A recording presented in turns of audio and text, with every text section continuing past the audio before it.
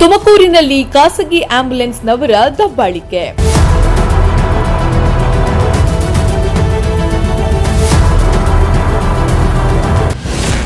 ಖಾಸಗಿ ಆಂಬ್ಯುಲೆನ್ಸ್ಗಳಿಗೆ ಮೂಗುದಾರ ಹಾಕುವಂತೆ ಮನವಿ.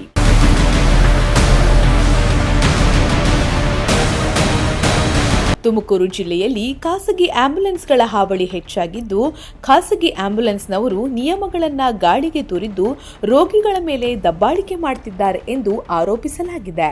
ತುಮಕೂರಿನಲ್ಲಿ ಖಾಸಗಿ ಆಂಬ್ಯುಲೆನ್ಸ್ಗಳ ಹಾವಳಿ ವಿರುದ್ಧ ಕರವೇ ದನಿ ಎತ್ತಿದ್ದು, ಆಂಬ್ಯುಲೆನ್ಸ್ಗಳು ಶುಲ್ಕ ನಿಯಂತ್ರಣ ಹಾಗೂ ಸಾರ್ವಜನಿಕರ ಹಿತಾಸಕ್ತಿಯನ್ನು ಕಾಪಾಡುವಂತೆ ಕರ್ನಾಟಕ ರಕ್ಷಣಾ ವೇದಿಕೆ ತುಮಕೂರು ವತಿಯಿಂದ ಜಿಲ್ಲಾಧಿಕಾರಿಗಳಿಗೆ ಮನವಿ ಸಲ್ಲಿಸಿದರು.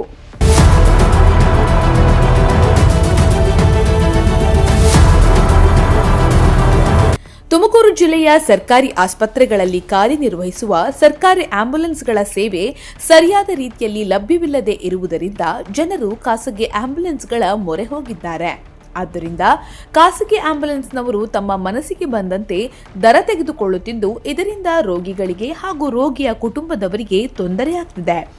ಇನ್ನು ಇದಕ್ಕೆ ಸಂಬಂಧಪಟ್ಟಂತೆ ಜಿಲ್ಲೆಯಲ್ಲಿರುವ ಖಾಸಗಿ ಆಂಬ್ಯುಲೆನ್ಸ್ಗಳ ಮಾಲೀಕರು ಮತ್ತು ಚಾಲಕರು ಸರಿಯಾದ ರೀತಿಯಲ್ಲಿ ರೋಗಿಗಳ ಬಳಿ ವರ್ತನೆ ಮಾಡಬೇಕು ಮತ್ತು ಸರಿಯಾದ ರೀತಿಯಲ್ಲಿ ದರ ತೆಗೆದುಕೊಳ್ಳುವುದರ ಜೊತೆಗೆ ಖಾಸಗಿ ಆಂಬ್ಯುಲೆನ್ಸ್ನವರಿಗೆ ಒಂದು ನಿಗದಿತ ದರಪಟ್ಟಿ ಬಿಡುಗಡೆ ಮಾಡಬೇಕು ಎಂದು ಡಿಸಿಗೆ ತುಮಕೂರು ಕರವೇ ವತಿಯಿಂದ ಮನವಿ ಸಲ್ಲಿಸಿದರು.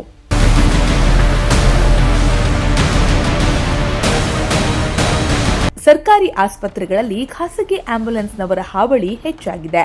ಸರ್ಕಾರಿ ಆಸ್ಪತ್ರೆಯಲ್ಲಿ ಖಾಸಗಿ ಆಂಬ್ಯುಲೆನ್ಸ್ನವರ ಹಾವಳಿ ತಪ್ಪಿಸಬೇಕು ಹಾಗೂ ಖಾಸಗಿ ಆಂಬ್ಯುಲೆನ್ಸ್ನವರಿಗೆ ಒಂದು ನಿಗದಿತ ದರಪಟ್ಟಿ ಬಿಡುಗಡೆ ಮಾಡಬೇಕು ಎಂದು ಕರವೇ ಕಾರ್ಯಕರ್ತರು ಮನವಿ ಮಾಡಿಕೊಂಡರು. ಸರ್, ಮನವಿ ತುಮಕೂರು ಜಿಲ್ಲೆನಲ್ಲಿ ಖಾಸಗಿ ಆಂಬ್ಯುಲೆನ್ಸ್ನವ್ರದ್ದು ಹಾವಳಿ ಮಿತಿ ಮೀರಿದೆ. ಯಾಕಂದರೆ ಸರ್ಕಾರಿ ಹಾಸ್ಪಿಟ್ಲಿಗೆ ಇವತ್ತು 10 ರೂಪಾಯಿ 20 ರೂಪಾಯಿ ಕಷ್ಟ ಇರೋರೆ ಬರೋದು, 10 ರೂಪಾಯಿ ಕಟ್ಟಕ್ಕಾಗದೇ ಇರೋರೆ ಬರೋದು. ಅಂಥದ್ರಲ್ಲಿ ಇವರು ಆಂಬ್ಯುಲೆನ್ಸ್ನವರು ಇಲ್ಲಿಂದ ಒಬ್ಬ ಪೇಷಂಟ್ನ ಬೆಂಗಳೂರಿಗೆ ಶಿಫ್ಟ್ ಮಾಡಬೇಕಂದ್ರೆ 5,000 10,000 ಈ ರೀತಿ ಅವ್ರ ಹತ್ರ ಕೇಳ್ತಾರೆ. ಒಂದು ಡೆಡ್ ಬಾಡಿನ ಅವರು ಸ್ವಗ್ರಾಮಕ್ಕೆ ತಗೊಂಡೋಗ್ಬೇಕಂದ್ರೆ ಒಂದು 5,000 ರೇಟ್ ಹೇಳಿರ್ತಾರೆ ಇಲ್ಲಿ ತುಮಕೂರಲ್ಲಿ. ಅಲ್ಲಿ ಸ್ವಗ್ರಾಮಕ್ಕೆ ಅದನ್ನು ಡೆಡ್ ಬಾಡಿ ತಗೊಂಡೋಗಿ ಇಳಿಸಾದ್ಮೇಲೆ 5,000 ಇರೋದು ಏಕಾಏಕಿ 8,000 9,000 ಅಂತ ಹೇಳ್ತಾರೆ. ಅವರು ಕೊಡೋಕ್ಕಾಗಲ್ಲ, 5,000 ಕೊಡ್ತೀವಿ ಅಂತ ಹೇಳಿದಾಗ ನಾವೆಲ್ಲ ಮಾತಾಡಿದ್ದು ಇನ್ನೊಬ್ರು ಮಾತಾಡಿದ್ದು ಅಂತ ಹೇಳಿ ಆ ಊರಿನವರು ಆ ಪೇಷಂಟ್ನವರು ಸಂಬಂಧಿಕರ ಮುಂದೆ ಇವ್ರ ಮರ್ಯಾದೆಗಳನ್ನ ತೆಗಿತಾರೆ. ಇವ್ರ ಮರ್ಯಾದೆ ತೆಗೆಯೋದ್ರ ಜೊತೆಗೆ ಇವ್ರನ್ನ ಒಂಥರ ಮಾನಸಿಕವಾಗಿ ಕುಗ್ಸಿ ಅವರು ಆರ್ಥಿಕವಾಗಿ ಕಷ್ಟಕ್ಕೆ ಸಿಗಿಸ್ತಾ ಇದ್ದಾರೆ ಯಾರನ್ನ ರೋಗಿಗಳನ್ನ ಪೇಷಂಟ್ಗಳನ್ನೆಲ್ಲ. ಆದ್ದರಿಂದ ಸರ್ಕಾರ ಇವ್ರಿಗೆ ಕಡಿವಾಣ ಹಾಕಿ ಒಂದು ನಿರ್ದಿಷ್ಟ ಮೊತ್ತನ ನಿಗದಿ ಮಾಡಬೇಕು. ಇಂತಿಷ್ಟು 50 ಕಿಲೋಮೀಟ್ರಿಗೆ ಇಷ್ಟು, 100 ಕಿಲೋಮೀಟ್ರಿಗೆ ಇಷ್ಟು, 200 ಕಿಲೋಮೀಟ್ರಿಗೆ ಇಷ್ಟು ಅಂತ ಒಂದು ಸರ್ಕಾರ ನಿಗದಿ ಮಾಡಬೇಕು. ಇದೆಲ್ಲ ನೋಡ್ತಾ ಇದ್ರು ಸರ್ಕಾರ ಕಣ್ಮುಚ್ಚಿ ಕುಳಿತಿದೆ. ಸರ್, ಸುಮಾರು ನನಗೆ ದೂರುಗಳು ಕೊಟ್ಟರು, ಸುಮಾರು ಸಾರ್ವಜನಿಕರೆಲ್ಲ ದೂರುಗಳು ಕೊಟ್ಟರು. ಯಾಕಂದರೆ ಈ ಥರ ಯಾರೋ ಮೊನ್ನೆ ಡೆಡ್ ಬಾಡಿ ಹಾಕೊಂಡು ಹೋಗಿದ್ರಂತೆ. ಡೆಡ್ ಬಾಡಿ ಹಾಕೊಂಡು ಹೋಗಿ ಇಲ್ಲಿ 3,000ಕ್ಕೆ ಮಾತಾಡಿದ್ರಂತೆ. ಅಲ್ಲೋದ್ಮೇಲೆ 4,500 ಕೊಡೋವರೆಗೂ ಸುಮ್ಮನೆ ಇಲ್ಲ.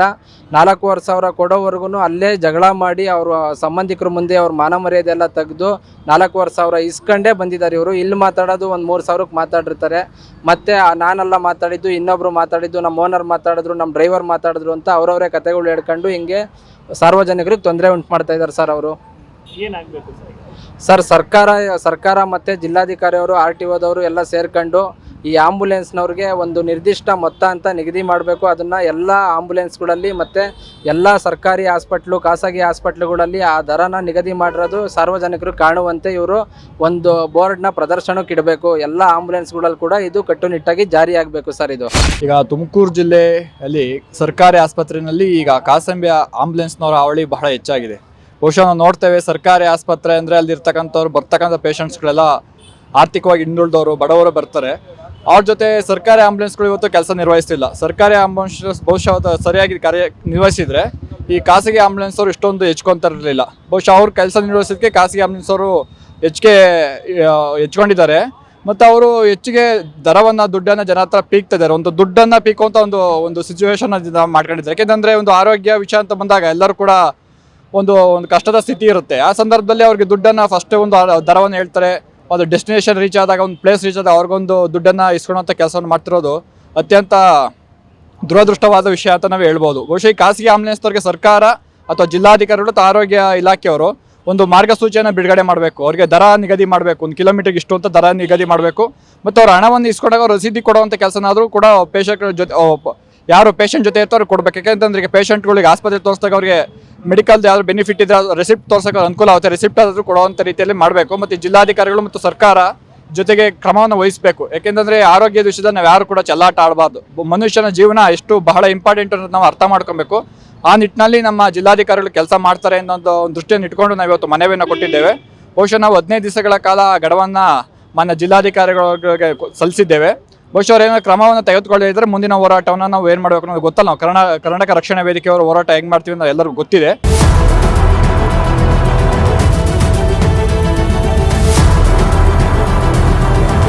ಖಾಸಗಿ ಆಂಬ್ಯುಲೆನ್ಸ್ಗಳಿಗೆ ಮೂಗುದಾರ ಹಾಕಲು ಕರವೇ ಕಾರ್ಯಕರ್ತರು ಡಿಸಿಗೆ ಮನವಿ ಮಾಡಿಕೊಂಡಿದ್ದು, ಮನವಿಗೆ ಡಿಸಿ ಸ್ಪಂದಿಸಿ ಕ್ರಮಕ್ಕೆ ಮುಂದಾಗ್ತಾರ ಅನ್ನೋದನ್ನ ಕಾದು ನೋಡಬೇಕಿದೆ.